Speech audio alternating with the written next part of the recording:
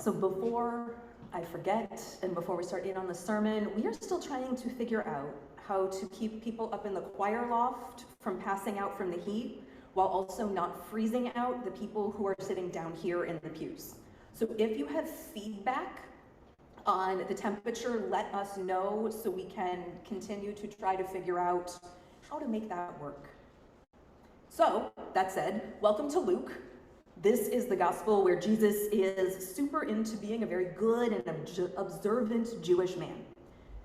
Luke is also super into everyday life with real people. Luke's gospel is all about gathering people in and changing their lives and learning to follow Jesus, and including people who were often excluded. So from now until the end of February, right, which is the start of Lent, we're going to be focusing on the lectionary stories from Luke. We're going to be exploring where God is at work. What is God doing, and what does God's work call us to do?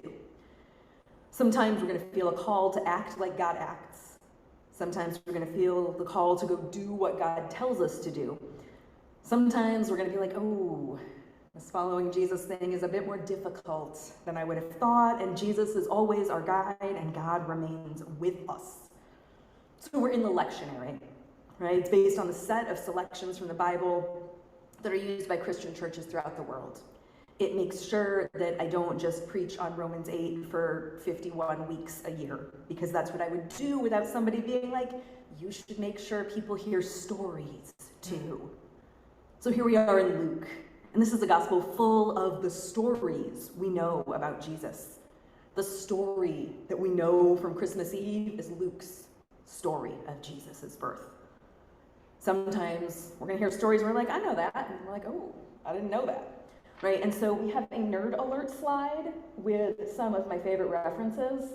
We're also going to put these in the bottom of the YouTube video. So if you're just like, I need something really good to read, the bottom one is a devotional. The other three are somewhere between 1 and 5 inches of just verse by verse commentary. But that's a lot of what's informing where I'm coming from with this whole series. So in general, Luke is written after Mark. Luke uses a lot of Mark. That's why we've got so many familiar stories. And you may know, you may have forgotten that Luke is originally part of one text with Acts, right? So it's one big story. Sometimes we think he's a physician. He's certainly detailed about medical conditions, but he may also just have been a really well-educated human with a lot of leisure time. He's very historical, he's very detailed. And those details don't just cover medicine. There's a deep attention to Jewish culture in the text. And it's likely that most Romans wouldn't have been reading or hearing this, right? Culturally, most were illiterate. 2 to 3 generations after Jesus had died, people wouldn't have been spending what time they had listening to these old stories that are so important to Luke. And yet the Jesus in Luke is not merely a rebel who was killed by ruling powers, not just someone who was put to death for challenging religion and politics at once. He is powerful. He is a person who is charismatic, who people see and come to just because there's that something about Jesus. And when they figure out what that something is, they put everything aside and they follow him. For Luke, Jesus is a prophet who bursts onto the scene, right? Starting from the virgin birth, miraculous signs at his baptism, reading Torah in public, and proclaiming that it is fulfilled in front of the people, right? Jesus is just starting big and going with it. Jesus is a healer. He is a savior. He gathers the lost to him. He gathers in the lost and helps them become all they can possibly be. It's never a one-way movement. He teaches by example. His very life is a model of following law and love. The Jesus we're going to get to know through this month and next is a man who has a mission and a purpose, and he is going to do it. And he does. And he does it with compassion, with determination, with this deep sense that his mission and his life are for the sake of God and the good of all the world. And it starts in part with his miraculous birth. And it starts in part with that baptism where the Spirit comes down like a dove, and it starts in part here. This is the start of his public ministry, and he proclaims it with his call. He takes words from his own Jewish tradition and says, "The Spirit of the Lord is upon me because the Lord has anointed me. God has sent me to preach good news to the poor, to proclaim release to the prisoners and recovery of sight to the blind, to liberate the oppressed, and to proclaim the year of the Lord's favor." And so first I want to acknowledge that this is flipped, right? In the original scriptures that he would have been reading, that last part, "God has sent me to do these things," came a couple chapters before "the Spirit of the Lord is upon me." Already we see Jesus nudging us to shift the way we think and prioritize God's action in what we do and why we do it. So we're going to break this down a little bit more, and then we're going to go to everybody's favorite, so what? So what for me? So what for our church?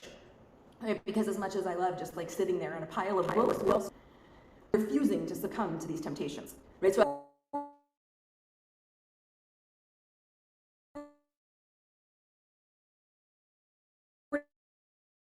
days of fasting, we hear that the devil offers him food if he'll just turn those stones to bread. He's like, "No, I'm good." And then the devil offers him everything as far as the eye can see if only Jesus will worship the devil. And Jesus is like, "Nah, I'm going to worship God, only God." And then the devil taunts him and says, "If you're really the Son of God, throw yourself from this tower and angels will rescue you."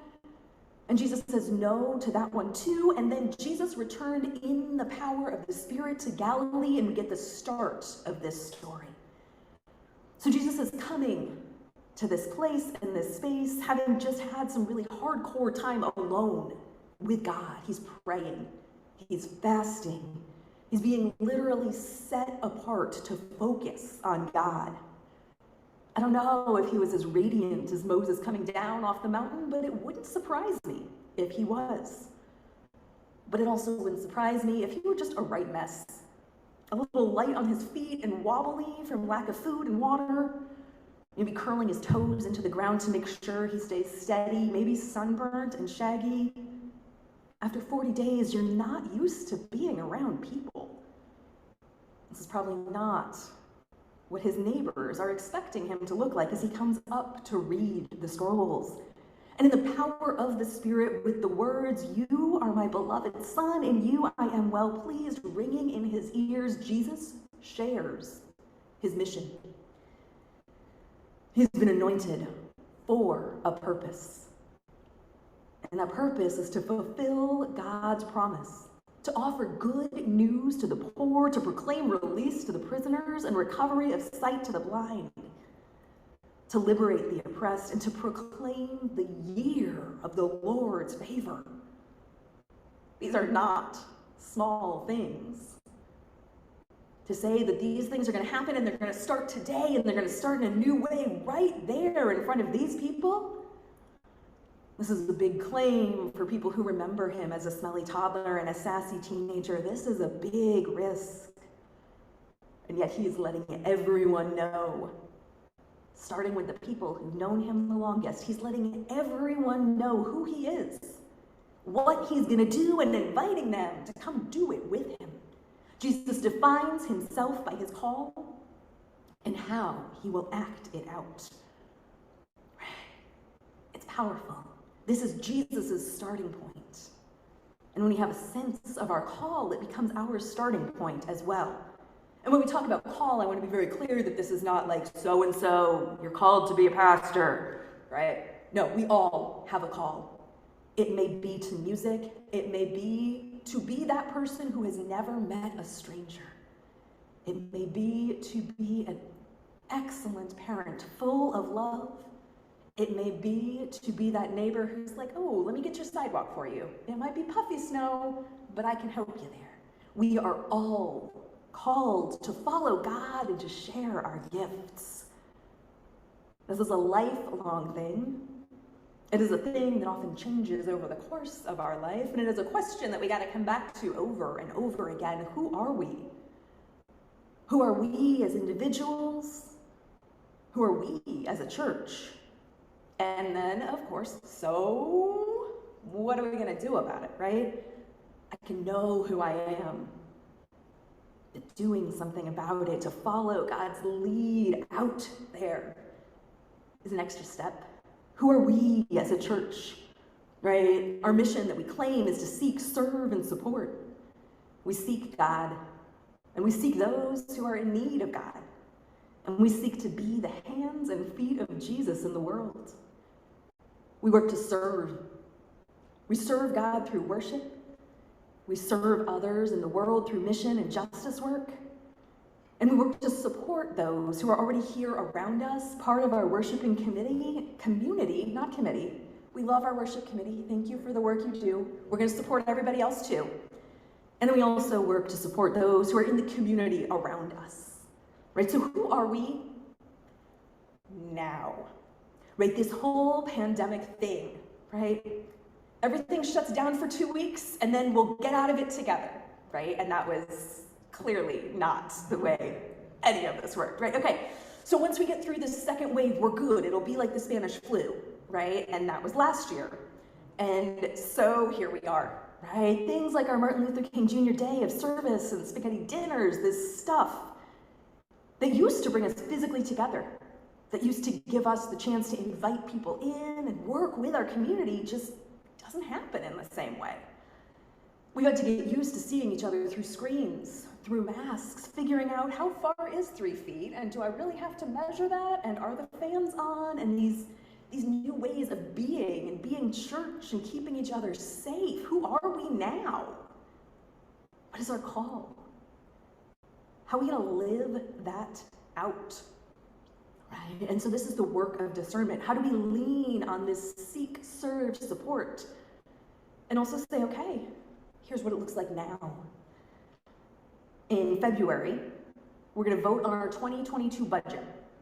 It will include a line for what I nerdishly want to call our 5-year mission. We'll see if that gets to be the actual line, right? But whatever we name it, there's going to be this line that says, over the next 5 years, even with COVID, our goal, our call, we are going to follow God. We're going to thrive. We want to grow. We want mission and justice and outreach and generosity and joy to be our hallmarks. And to do that, we need to acknowledge that this is the rainy day for which people have so generously given to the endowment for years. And so we're going to ask that we approve a budget that includes an intentional withdrawal from the endowment so that we can continue with this sort of 3-part set of goals, this 3-part way of following God's call, right? We want to continue offering excellence in Sunday morning worship. We want to create new and improved digital and hybrid ministries, give our Zoomies a way to see more people than just me, and give us a way to see our Zoomies without having to wait in line to say hi during passing the peace. We want to figure out what digital community looks like now, because the reality is we don't know when this is going to end. If we wait for when it's going to end, we're just going to sit here being like, man, I miss tomatoes. And then we're going to work on figuring out how to get more involved in our community. We're going to figure out what renewed or re-energized events look like. How can we create a new faith community that doesn't focus on Sunday mornings and still shares these values and the sense of call and service and support as mission? We're at a moment in our life that is ripe for remembering our call and following Jesus by allowing action to lead us forward in following God. We are at a moment where we can claim and then live and do actions that bring new life to the exhausted. Follow Jesus in ways that offers new seeing to tired eyes, that offer good news and liberation and the vibrant, dancing presence of God's favor, not just this year, not just 5 years, but for all God's creation, as long as we can. And best of all, God is leading us now and into that future. Thanks be to God. Amen.